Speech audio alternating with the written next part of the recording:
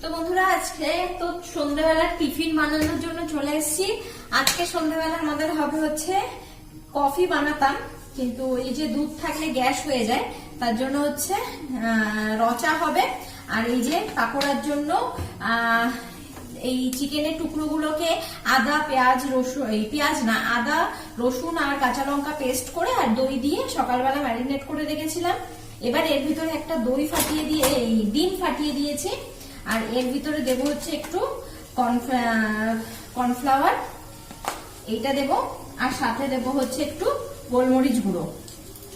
আর একদিকে এদিকে তো চা হচ্ছে, অন্যদিকে তেল বসিয়ে দিয়েছি।